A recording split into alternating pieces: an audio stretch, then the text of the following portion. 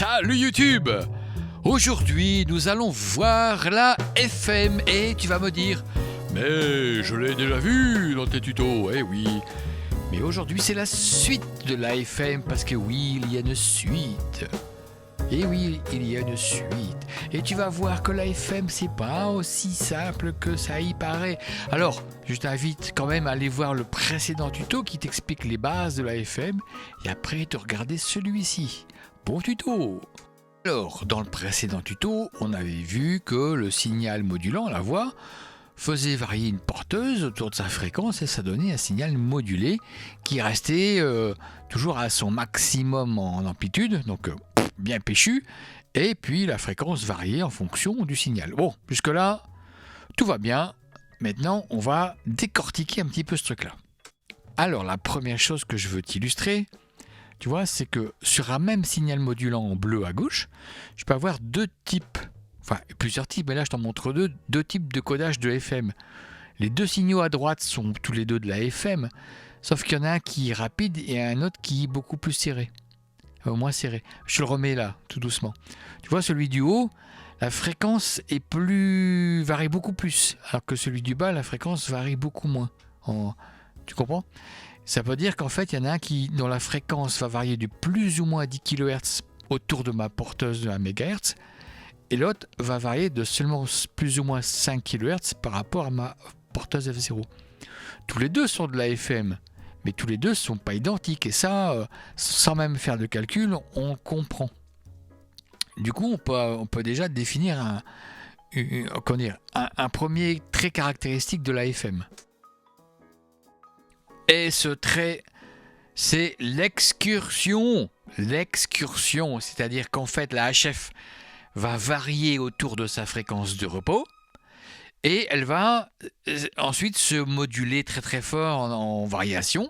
Et la variation max, la différence entre la variation max et la fréquence au repos, c'est l'excursion. C'est la BF qui crée l'excursion et nous, on va s'intéresser à cette relation. D'accord ? Voilà, on va regarder ça tout de suite. D'ailleurs, regarde, on comprend intuitivement que plus l'excursion est grande et plus il y aura d'espace pour coder le signal modulant. Ça paraît évident comme ça.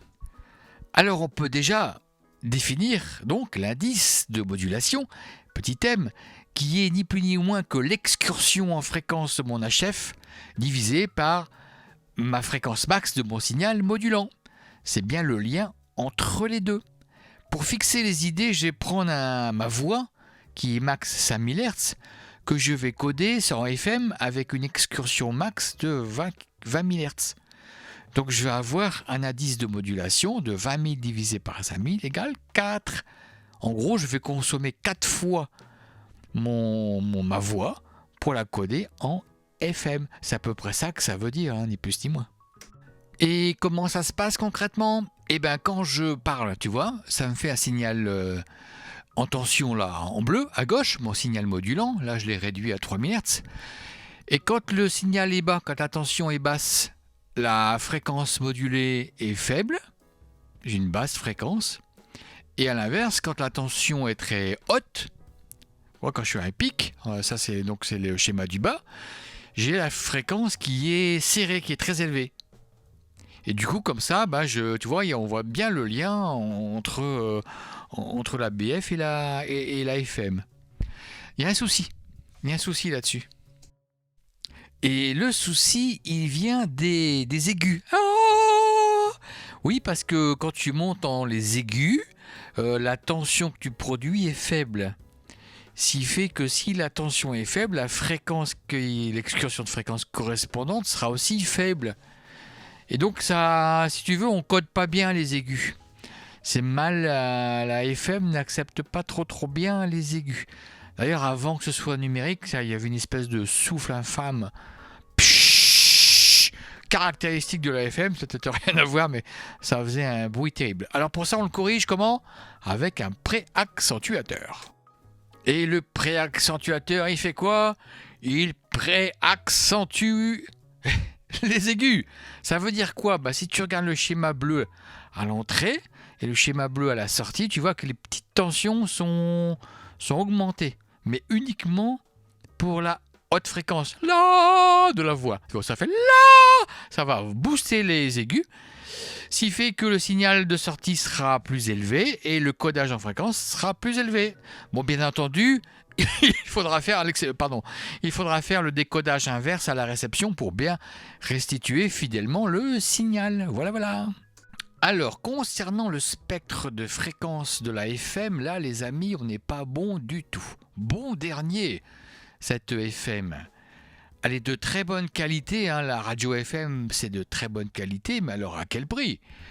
L'occupation, le spectre de fréquence est vraiment très important par rapport à ce qu'on lui demande. On va pas faire les calculs, c'est pas l'objet. Après tout, si tu veux le faire, libre à toi, bien entendu, mais on va juste retenir que la bande passante, c'est 2 fois l'excursion plus la max de la fréquence modulante. Et en plus, si tu t'amuses à faire les calculs, tu vas te rendre compte que le spectre se répète à l'infini. Il va y avoir plein de raies partout. Bon, évidemment, l'essentiel de la puissance est concentré autour de F0. Hein. Les répétitions, plus tu t'éloignes du spectre, de la fréquence, et plus le spectre est petit et faible. Mais bon, ça fait quand même des parasites dont on pourrait bien se passer. Bon, on s'en débarrasse autrement, mais voilà. La FM, c'est comme ça. On va faire un petit exemple concret pour fixer les idées. Alors, je vais prendre un exemple concret. J'ai un signal BF de 5 kHz, ce qui est une belle voix, hein, un bon timbre de voix, que je code avec une excursion que je m'accorde de 20 kHz. Eh bien, la bande passante occupée, ce ne sera pas 20 kHz, ce sera 2 fois 20 plus 5 égale 50 kHz. Hey, ça fait quand même un sacré largeur de spectre. Hein. Quand je vais moduler en FM, j'ai intérêt à bien régler mon émetteur en tout cas. Voilà.